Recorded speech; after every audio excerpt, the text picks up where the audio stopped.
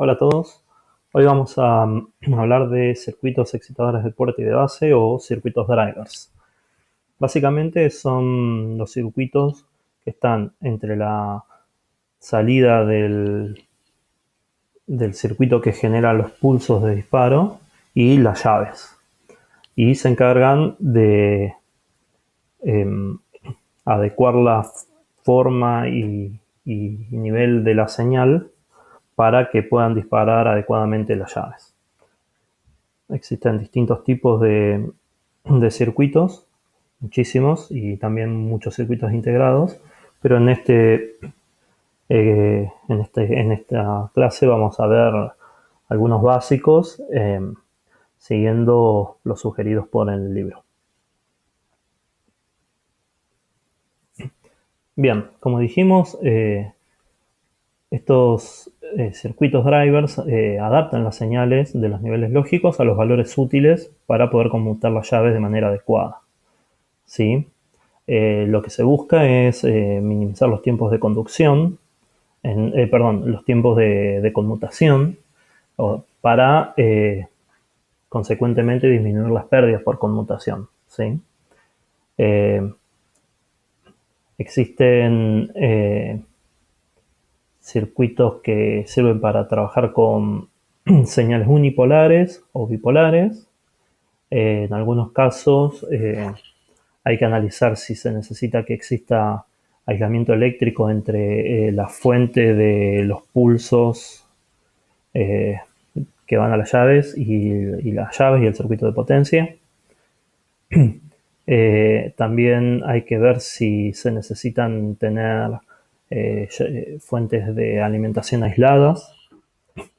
Y por último, también hay que considerar un correcto diseño del montaje de los componentes y una ubicación adecuada, lo que se suele llamar layout, para minimizar los componentes parásitos existentes en ese circuito, como así también las interferencias por emisiones electromagnéticas o EMIs. Bien, lo que sigue de la presentación, vamos a ver algunos casos de circuitos puntuales para más o menos entender de qué se trata. Lo primero que vamos a ver es este circuito, que es un circuito para excitar la base de un BJT. Este sería como el circuito de potencia, digamos, ahí está la llave.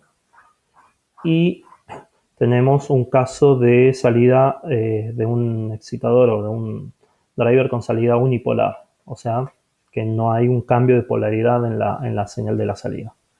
Fíjense que básicamente esta corriente de base va a estar entregada por este transistor, que a su vez es excitado por este comparador, que según lo que yo coloque en la base de este comparador, que va a ser la señal de entrada, básicamente va a conmutar este transistor PNP a un estado de saturación, y de esa manera va a inyectar una corriente en la base del BJT de potencia, en este caso NPN, que va a hacer lo que conmute, ¿sí? Entonces, una estimación de cómo diseñar este circuito radica en que hay que entender que la corriente IB viene dada por la tensión base emisor del transistor de potencia sobre R2, ¿sí? Eh, Perdón, esa es la corriente I2. Y IB va a ser I1 menos I2, ¿sí?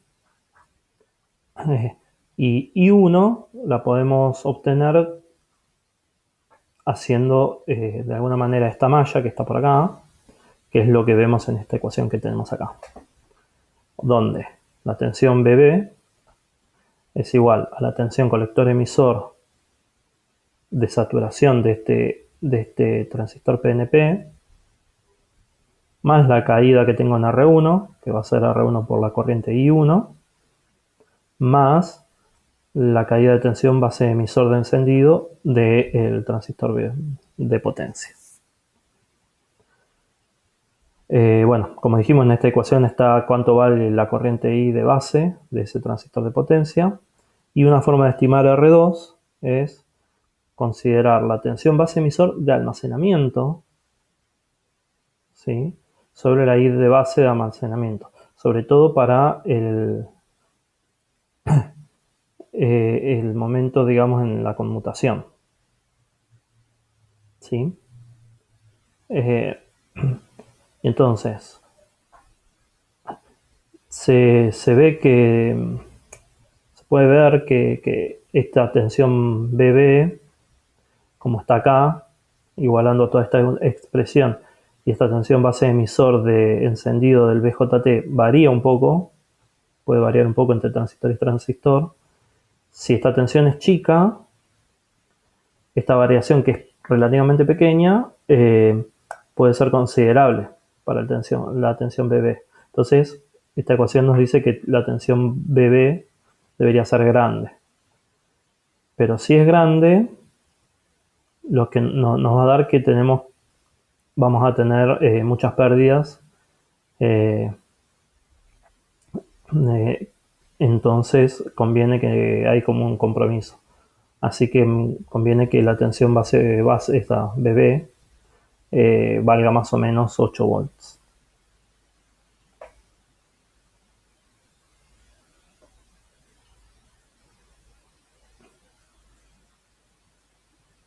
Este es un ejemplo para excitar a un MOSFET, que acuérdense que los MOSFETs se dicen que son controlados por tensión, pero requieren de que se les entregue una corriente importante tanto en el encendido, en la conmutación, tanto en el encendido como en el apagado, ya que se carga o se descarga el capacitor que tenemos en el gate del mismo.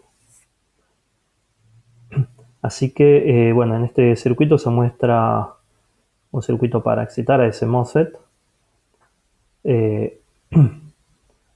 Y el circuito este, si uno se fija, uno básicamente cuando conmuta con el circuito de control, conmuta el estado del comparador de 0 a o VGG, lo que va a hacer es inyectar el pulso a través de R2 al gate. Pero cuando este se apaga, esto va a quedar como en un estado de impedancia alta, entonces el gate no se va a poder descargar rápido, se va a descargar a través de R2, pero no permite acelerar el tiempo de apagado. Para acelerar los tiempos de apagado en un MOSFET, en general hay que poner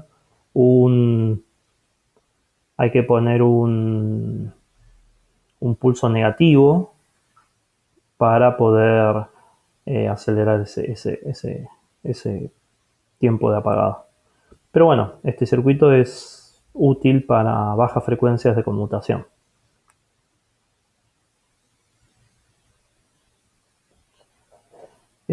Acá lo que vemos es un circuito que al circuito anterior se le agrega estos dos transistores en configuración totem pole, que lo que hacen es permitir una salida, vamos a decir, de corriente hacia más a través del PNP y RG para poder aumentar la velocidad de conmutación de apagado del MOSFET. Esto básicamente funciona de la misma manera que el anterior, o sea, cuando yo acá coloco un pulso positivo, se activa el transistor NPN y entonces se inyecta a través de RG el pulso VGG al MOSFET, y cuando yo apago este punto, lo que ocurre es que se polariza el PNP y entonces la corriente drena a través de RG por el transistor PNP del totem pole.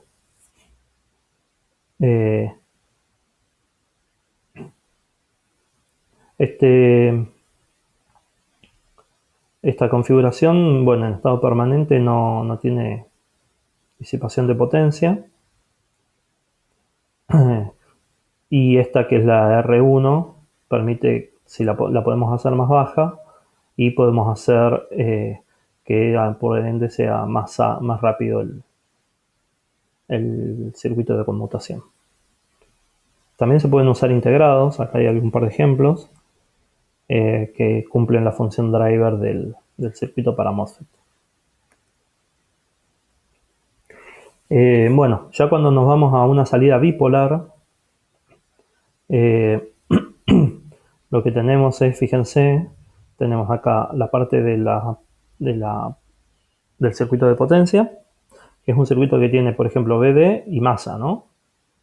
Y nosotros lo vamos a tener que querer alimentar con una tensión bipolar justamente para acelerar los tiempos de apagado, por ejemplo. Entonces observen que en el circuito de control, en el driver, perdón, tenemos una tensión positiva BB y una tensión negativa BB. ¿Sí? Entonces, el circuito de control, que puede ser un DSP, un microcontrolador, un PLC, lo que vaya acá,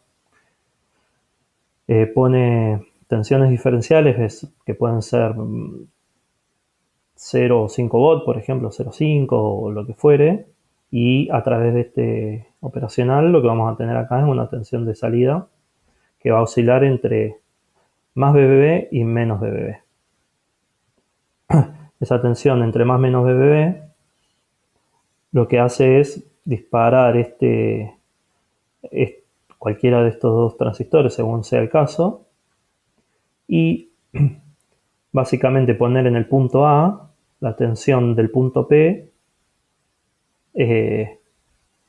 menos 0,7 si está activo el transistor TB+, y si está activo el transistor PNPN va a ser la tensión que tengo en el punto P más 0,7. Pero básicamente casi que vamos a tener la tensión en el punto P. O sea que casi que en A vamos a tener prácticamente la tensión BB más o BB menos. Vamos a decir.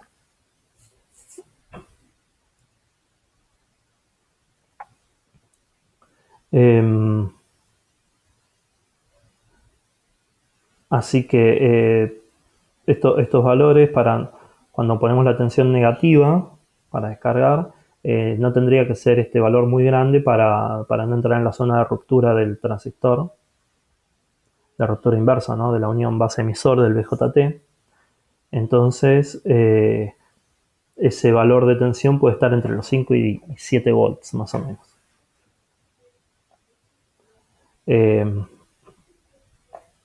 Bueno, si la corriente es muy negativa, hay un proceso físico interno del transistor que hace que la variación en la corriente del colector sea más lenta que si la corriente es negativa, pero de un valor más chico. Ese proceso se llama estela de corriente, no viene al caso, pero es para tener en cuenta que no es que si lo hago mucho más negativo lo voy a lograr hacer más rápido. Al principio es más rápido y después al final es contraproducente, se vuelve más lento. Así que es como que hay un óptimo ahí en la corriente negativa. Y acá se ve un capacitor como puenteando, vamos a decir, RB, que lo que hace es permitir acelerar, digamos, el pulso de encendido con el aporte que produce el capacitor.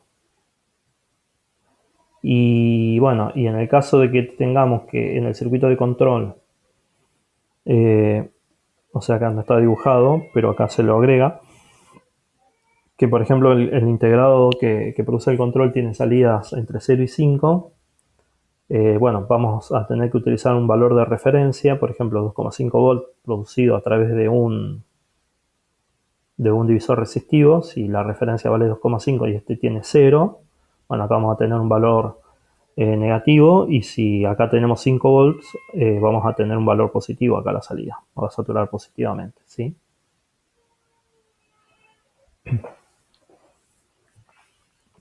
Y si queremos también mejorar el tema del tema de la corriente negativa, se puede colocar una resistencia entre el punto P y el punto A de la bobina, es decir, por acá. Una resistencia ahí en serie, e incluso puede ser una bobina. Bueno, y siempre lo que necesitamos es la corriente, ¿no? La corriente de base de encendido, como es y cómo viene dada. Bueno, acá está la expresión de este circuito, que va a terminar siendo dada, por ejemplo, VB más, ¿no? Menos la tensión colector emisor del transistor T más, menos la tensión esta de encendido para llegar a masa sobre RB, ¿sí? Esa es la corriente, o sea, la corriente que se establece en este punto, lo que se hizo ahí es, bueno, esta caída, menos esta caída, menos esta caída sobre esta resistencia, ¿sí? Y ahí podemos establecer más o menos cuánto va a ser la corriente B, la corriente en la base del BJT de potencia. Así que tocando RB, uno puede controlar esa corriente para que tengamos un buen óptimo de encendido.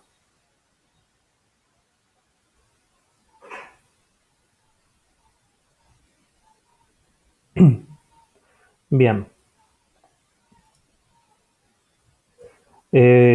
Acá hay una modificación que se le puede hacer al circuito, al mismo circuito que teníamos antes, con la diferencia que ahí en la salida del totem pole, fíjense, lo que se hace es se agrega una serie de diodos, que este que está acá entre colector y la base debe ser uno de recuperación rápida, y si bien cuando tenemos este transistor, ¿no es cierto?, como va a trabajar en corte y saturación, si recuerdan, cuando está saturado, la tensión colector base, la tensión colector emisor suele ser más o menos 0,3 volts, una cosa así. Bueno, al agregarle estos dioditos, ahora lo que hacemos es que esa tensión colector emisor la estamos forzando a que sea aproximadamente 0,7, ¿sí? Porque fíjense que si acá tenemos 0,7 del diodito del base emisor más 0,7 de la caída en este diodo D2, por ejemplo, o de la caída en el D1, ya tenemos 1,4. Y acá tenemos una caída que va en el sentido opuesto, así que acá tenemos menos 0,7, así que acá tenemos 0,7. Es decir, que lo que estamos haciendo con el transistor, el BJT, lo estamos sacando un poco de la saturación. Está saturado, pero está un poquito corrido de la saturación. Entonces, eso aumenta la velocidad de apagado. Esto es un circuito para mejorar el apagado. Aumenta la velocidad de apagado sacándole un poco de la saturación al BJT, pero claramente van a aumentar las pérdidas, porque ahora acá van a estar cayendo 0,7 volt en vez de 0,3 por la corriente de colector que tengamos ahí, van a aumentar las pérdidas por ejemplo, de conducción. Bien, y para disminuir esas pérdidas al circuito anterior, una mejora que se le puede hacer es colocar una resistencia. Fíjense la diferencia, ¿no? Se le coloca el diodito de diodo rápido y se le coloca una resistencia a la base del totem pole. Esto ya es un poquito más difícil por ahí de entender así con los dedos, pero lo que consigue hacer es modular la corriente que va a entregar el transistor TB+, para que solo sea la necesaria para casi saturar el BJT, ¿sí? Y esta resistencia en serie también, va a tener un valor pequeño, ¿no? Va a reducir las oscilaciones en el encendido del BJT que a veces se produce.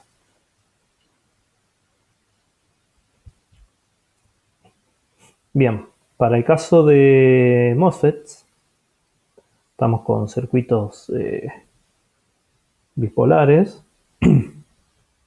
de drivers bipolares para MOSFETs. Bueno, fíjense que acá lo que hace es MOSFET que está a la salida del circuito de potencia, tiene su masa, pero de esta masa tenemos un divisor capacitivo para lograr tener una VGG más y una VGG menos, ¿no? Entonces ahora, con el pulso que se le coloque a este BJT, vamos a lograr encender o apagar el MOSFET. Fíjense que cuando tenemos este BJT, lo tenemos abierto. El MOSFET lo que tiene acá es lo que se diría una resistencia puesta como pull down, o sea, como una resistencia que le da un valor de referencia menos BGG negativo. Entonces, si este MOSFET tiene en su capacitor carga, la va a drenar a través de R2 a ese punto negativo. Y en el, digamos, en el infinito, en el tiempo infinito, cuando ya no queda carga, VGG negativo va a quedar fijado en el gate del MOSFET.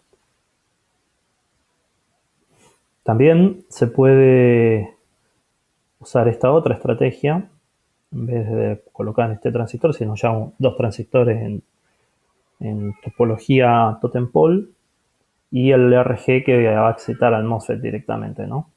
Entonces, cuando colocamos el pulso acá, positivo o negativo, bueno, lo mismo que antes, ¿no? Se excita el de arriba o el de abajo y entonces la circulación de corriente va a ser a menos VGG o a VGG positivo a través de RG para cargar y descargar ese capacitor y conmutar el MOSFET.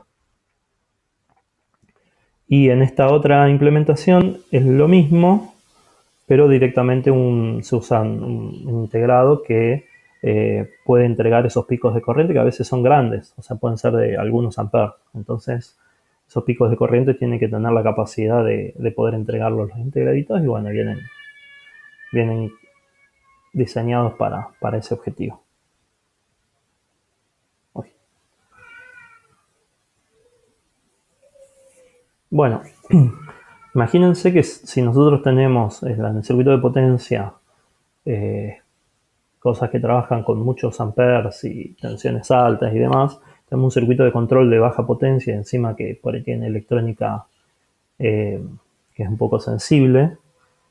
Por ahí no es muy buena idea tener conectado todo eso directamente, conectado con circuitería que te permita tener algún tipo de camino eléctrico no aislado, ya que si existe alguna falla, bueno, se pueden producir cortos que te quemen todo el sistema.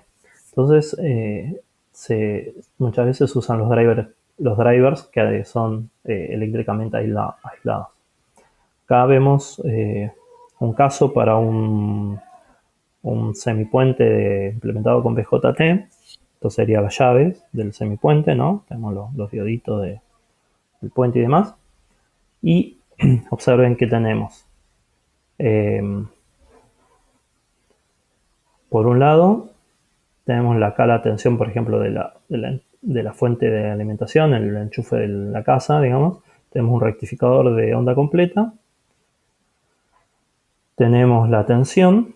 Y fíjense que acá no hay aislación galvánica. Y esto va a alimentar al medio puente, ¿no? Esto es como, por ejemplo, se podría hacer un inversor, ¿no? Monofásico. Así que, bueno, ahí tenemos el BD y, bueno, acá podemos hacer el inversor. Entonces, la parte de control, fíjense que tenemos el circuito que puede ser el circuito driver acá, que va a tener aislamiento de las señales que se pueden llegar a implementar con optoacopladores. Y acá tenemos la electrónica de control. Pero todo este circuito tiene que estar alimentado con una fuente que también está aislada eléctricamente, que entonces se implementa, por ejemplo, a través de un transformador con los secundarios para alimentar cada una de las etapas puede ser más de un secundario, y fíjese que cada uno tiene, por ejemplo, en este caso, cada uno tiene implementado su propio rectificador. Eh, para acceder desde la lógica de control a esta parte, incluso se pueden utilizar fibra óptica, si están lejos, o también este aislamiento se puede producir con transformadores de pulso. Eh, esta opción muchas veces también, al no tener, por ejemplo, que tengamos una fibra óptica acá implementada, bueno, la fibra óptica es bastante más inmune al ruido electromagnético. Para que se induzca, si hubiera un cable, se podría inducir un ruido electromagnético y generar un pulso falso, digamos, en el sistema.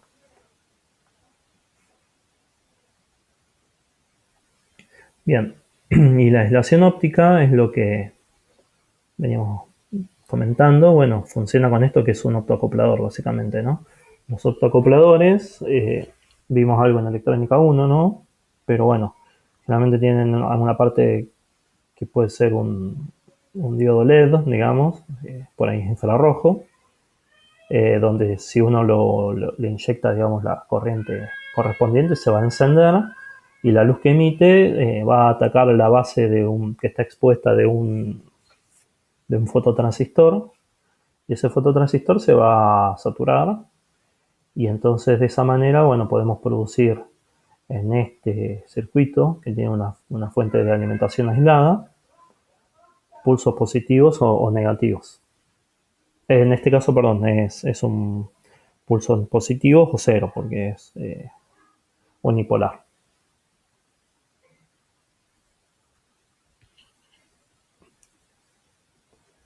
Bien, otra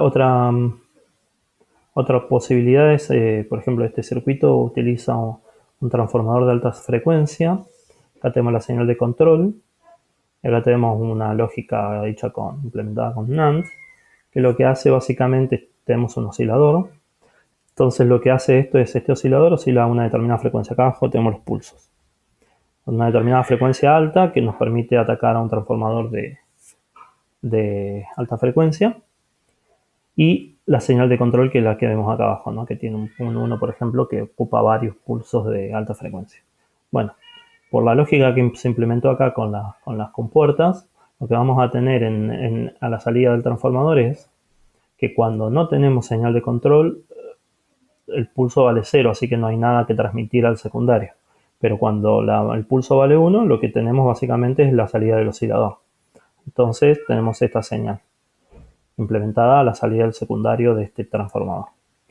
Y luego en ese punto tenemos una rectificación implementada con un puente, en este caso completo, implementado con diodos rápidos, y el capacitor de filtro, que lo que nos va a hacer es llevar esta señal a que tengamos acá la salida de vuelta, de alguna manera, el pulso que estamos inyectando.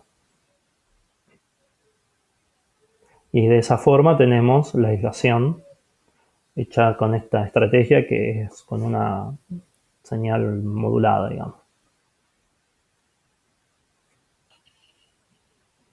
Eh,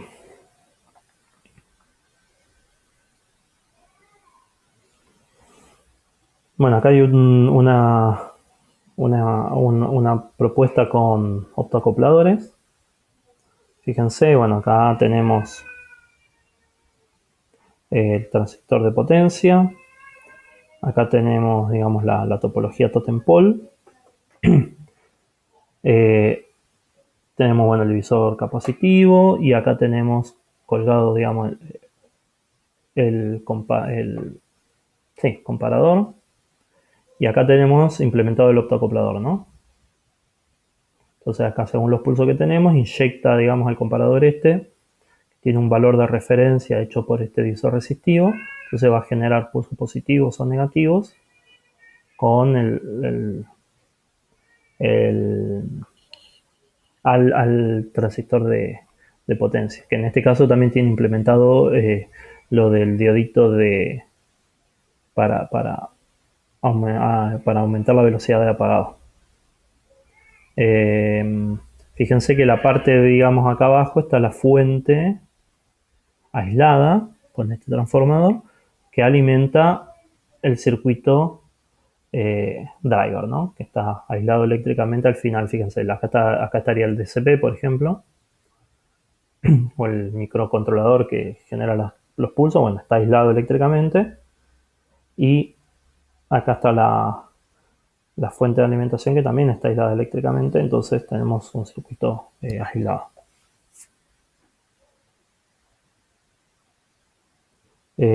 Bueno, acá por ahí comentar que tenemos la fuente, tenemos el rectificador y en este caso tenemos estos Zeners producen la regulación de la tensión, ¿no? De menos de BB, la tensión BBB negativa y positiva.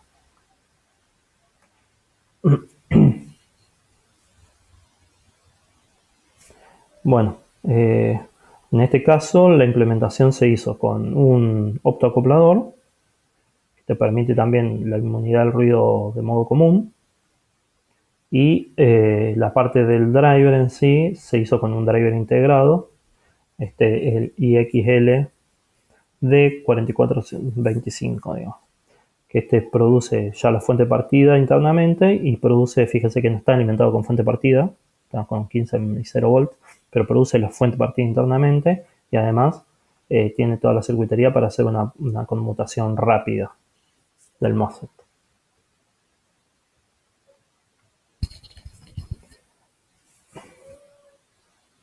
Bueno, acá hay otro ejemplo, pero en este caso lo interesante es que este transformador, además de suministrar el pulso, suministra la energía para alimentar la parte de control del sistema. Fíjense que este pulso acá no tiene, para generar este pulso del BJT, no tengo ninguna alimentación en la base. Simplemente con la energía que genero en la bobina, ya genero el pulso necesario para alimentarlo. ¿Sí? Dan las ecuaciones, digamos, para poder dimensionar la corriente de base del transistor de potencia. Bueno, es un circuito que es útil para circuitos de alta frecuencia con variaciones del ciclo de trabajo limitadas. Si empieza a ser baja frecuencia, esto ya no empieza a funcionar tan bien.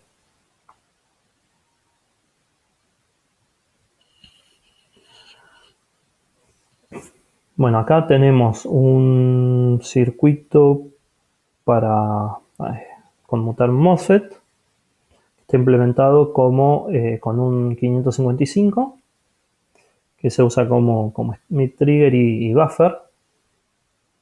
O sea, para ganar corriente, o sea, esto de buffer es para ganar corriente. Como Smith Trigger también tiene esta lógica, digamos, que te produce acá como la forma de onda, ¿no? Que genera como histéresis, ¿no? O sea, tiene que haber un pulso bien clarito para que conmute para un lado o para el otro, si no, se queda en el estado en el que estaba.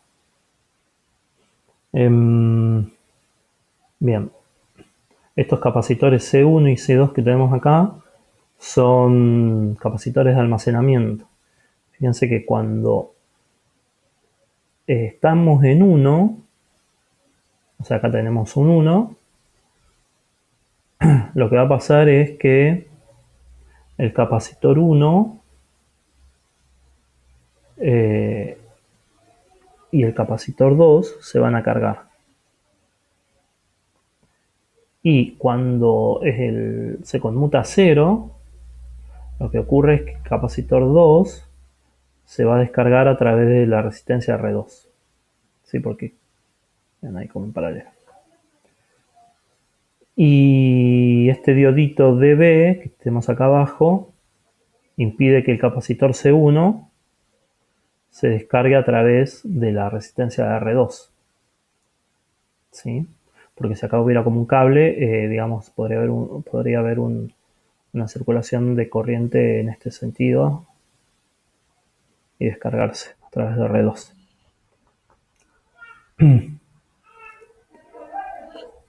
Bueno, y el capacitor C1, que está acá, genera un valor negativo para el punto del source, del surtidor, digamos, del MOSFET, y así se puede realizar ese apagado rápido. Le da un pulso negativo respecto al source para poderlo apagar.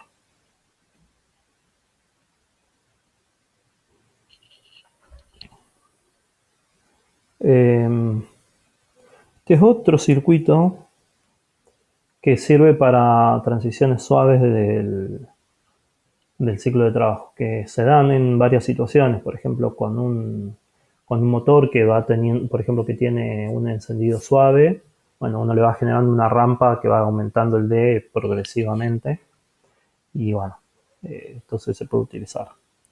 En este caso, fíjense que tienen los transformadores aislados acá, tenemos acá, bueno, la compuerta y la fuente, esto acá tenemos un buffer, acá tenemos como el demodulador, y acá de vuelta podemos a través de esta compuerta y la lógica que tiene puede, digamos, trabaja como si fuera eh, un demodulador, ¿no?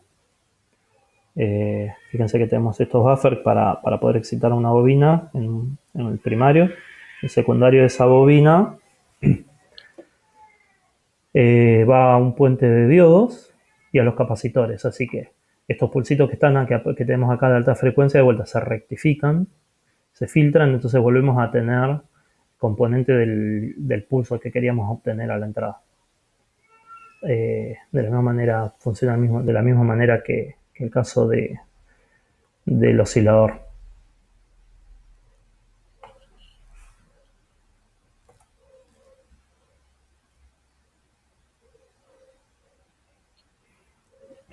Bueno, y acá tenemos un caso en el que el control del BJT de potencia están como conectados, se llama el driver del BJT de emisor abierto. ¿Por qué? Porque cuando el MOSFET se abre, este BJT queda como flotante en el emisor, ¿sí?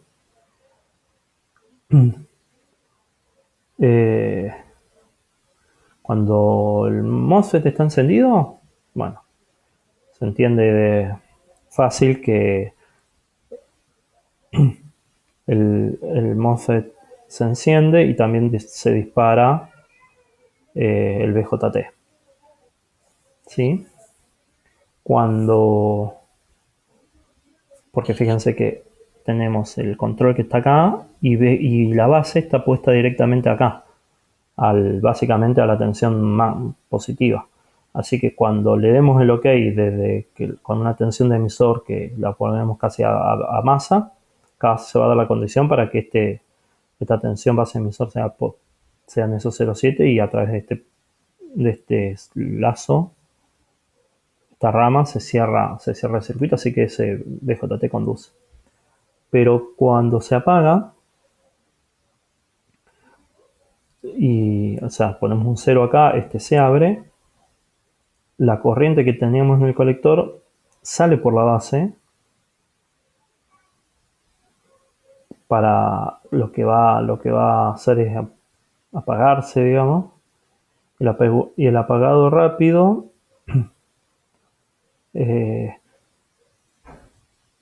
va también a cargar este capacitor. Pero fíjense que este capacitor, si no tiene por dónde descargarse o se descarga muy lento, si yo le sigo inyectando corriente, va a empezar a aumentar el punto de tensión en esta línea. Entonces se puede poner valores peligrosos. Por entonces está este Zener que empieza a actuar a determinada tensión. Entonces, si este capacitor llega a esa tensión, lo que hace el Zener es actuar ahí y descarga el capacitor, o limita la tensión máxima que puede descargarse este capacitor. Vamos a decir. Lo que se muestra acá, de alguna manera, es que con esta estrategia, es que si usamos la estrategia del emisor abierto, lo que podemos hacer es ampliar la zona de trabajo de potencia del BJT.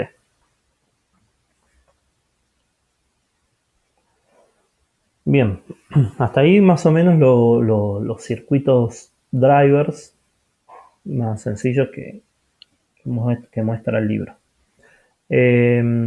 Lo que sigue ahora es, bueno, una vez que tenemos que hacer estos circuitos drivers, los tenemos que conectar al circuito de potencia. Hay que tener algunas consideraciones de cómo colocamos estos circuitos en una placa y cómo los cableamos, porque puede traer problemas el no hacerlo de manera adecuada. Uno es, por ejemplo, fíjense que si nosotros tenemos entre el emisor del BJT y lo que sigue un cable que sea largo y esto está trabajando a determinada frecuencia y demás, puede tener una inductancia parásita, como se muestra acá con una inductancia discreta, digamos. Si nosotros tenemos una inductancia ahí y hay una variación en esta corriente, esto va a producir un pico de tensión que nos va a generar un problema. Entonces, una manera de evitar eso es tratar de que esta conexión sea lo más corta posible. ¿Sí? Además, se podría hacer una conexión de estas características parecida a las 4 terminales, digamos, de cuando hacíamos medición de tensión y corriente en un circuito, donde el circuito de potencia sale por un terminal y en un otro terminal mucho más corto se pone la terminal de control. Entonces, la señal de control no va a sufrir grandemente las variaciones que se pueden producir si tengo una bobina de dispersión en el emisor y en ese cable. Entonces, ahí podemos disminuir los problemas por esa inductancia parásita o reducir el valor de esa inductancia parásita. Otro problema es, bueno, cuando esto no lo hacemos de manera óptica, tenemos que asegurarnos o tratar de que los cables que tengamos que interconectan el driver con la potencia es que esos sean lo más inmunes al ruido electromagnético posible, ¿no? Entonces una forma es utilizar cables trenzados o blindados para que no haya inducción de ruido eléctrico que pueda producir pulsos falsos positivos, vamos a decir, en el BJT.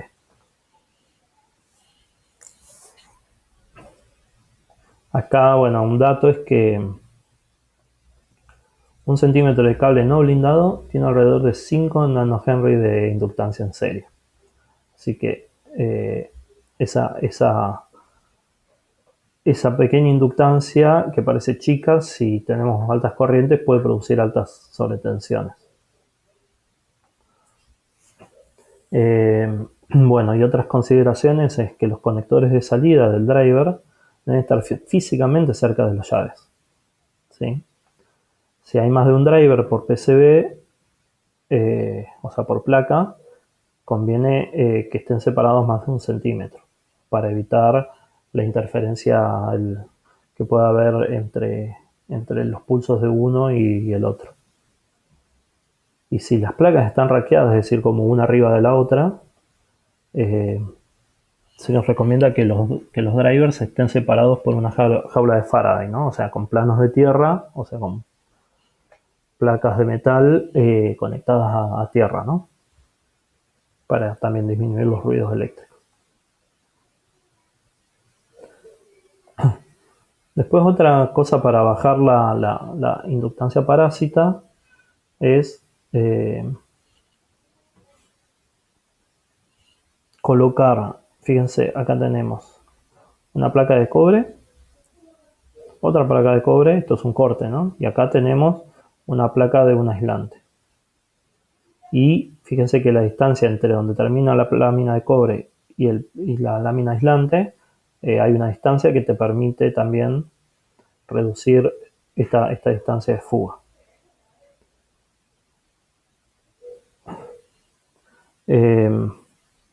Entonces, colocar esas placas de cobre separadas por un aislante producen una línea de transmisión, como si fuera una línea de transmisión, y eso reduce la L parásita. Esto puede ser medio difícil de implementar en la práctica, pero bueno, es lo que funciona. Acá hay un ejemplo de un corte transversal de lo que sería la implementación de este circuito, que tenemos un BJT, un NPN, un diodo y un capacitor, ¿no? Y el circuito de excitación.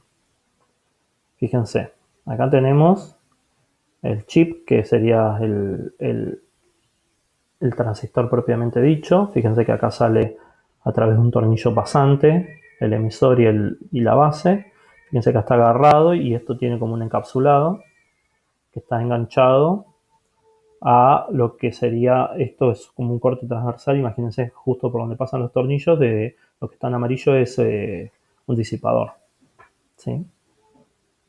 Así que acá tenemos la base y el emisor para que van al circuito excitador. Después, o sea, acá tenemos esta especie de salida de 4 terminales, o sea, tenemos del emisor salen dos cables. Bueno, acá tenemos el que va al control. Y el otro que está es esta barra de cobre, porque ya ahí va la potencia. O sea, ahí va la potencia. Fíjense, este es un diodo.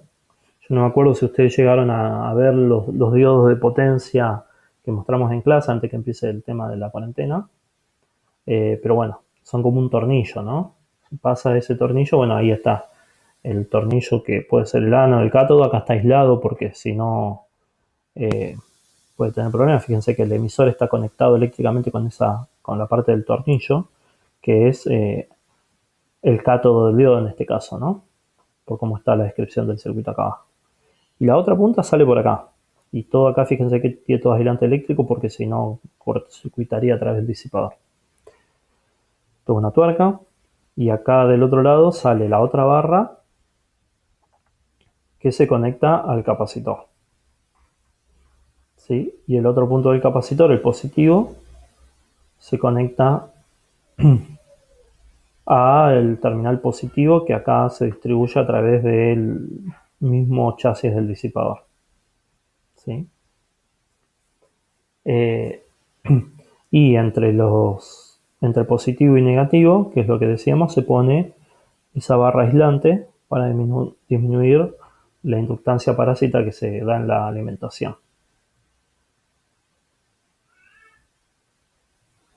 Y en este otro ejemplo es un inversor trifásico donde tenemos, bueno, el disipador de calor, tenemos el corte transversal, así que tenemos este corte AA de la sección AA, bueno, ahí se ve, ¿no? Es la sección esta, mirado hacia allá. Entonces tenemos el módulo digamos, de energía, que es donde tenemos el punto positivo, el negativo y la salida. Y de vuelta, tenemos la barra positiva que va por acá arriba. Esto sería todo cobre, digamos. Y esa se engancha, ahí está el tornillo enganchado directamente en ese cosa. Y este tornillo negativo no, es este que está acá. Y el negativo va por otra barra que es la que pasa transversalmente por abajo.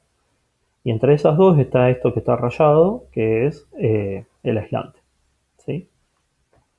Bueno, y por último es la medición de corriente, que muchas veces se necesita medir la corriente en los circuitos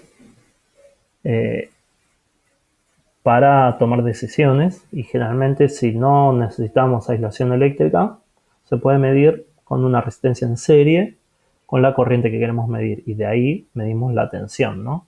Entonces esta sería la resistencia que le solemos llamar shunt, una resistencia de bajo valor. Pasa la corriente que queremos medir y por ejemplo, en este caso con un operacional, podemos medir de esa corriente. Acá vamos a tener una caída de tensión equivalente a la resistencia que tenemos, como la conocemos. Podemos hacer la conversión y podemos sacar acá un valor de tensión que va a ser proporcional a la corriente que está circulando por acá. Y en el caso de que sea una corriente así pulsante, bueno, también vamos a poder ver instantáneamente cómo varía. Acá vemos un caso donde también tenemos la corriente, la resistencia shunt, con lo que queremos medir, y esto va a la entrada, por ejemplo, del integrado de control que a veces toma decisiones.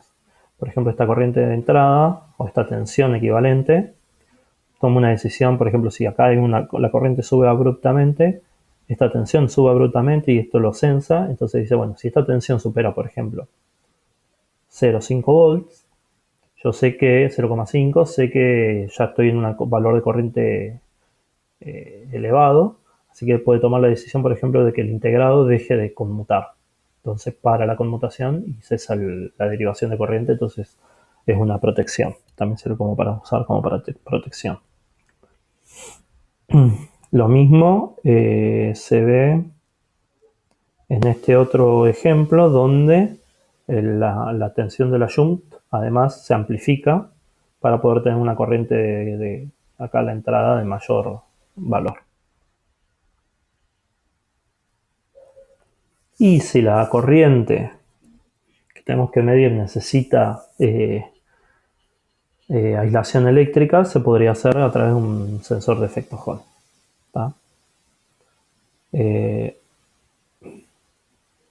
Que no sé si recuerdan, pero el efecto Hall, desde acá tenemos la placa de efecto Hall, que cuando tiene un campo eléctrico que lo atraviesa de esta manera, lo que hace es acumular cargas positivas y negativas proporcionalmente a ese campo en las otras caras de ese no sé, puede ser un semiconductor, y se amplifica y de esa manera se da información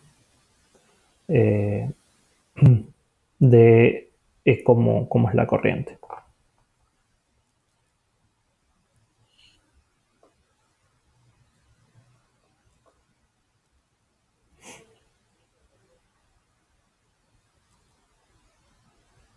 Bien. Hasta acá llegamos con la clase de circuitos drivers. Respecto a la clase de diseño térmico, no les voy a dar yo una clase, sí les subí dos enlaces para que vean. Uno tiene algo en castellano, el otro está en inglés. Me parece que está mejor explicado todo en la clase en el video que está en inglés. Así que bueno, básicamente esa información que también está en el Mohan está explicada de una manera que me parece que está interesante. Y además agregan un poco lo que es ventilación forzada, que el Mohan por ahí mucho no avanza en ese tema. Bueno, nos vemos la próxima.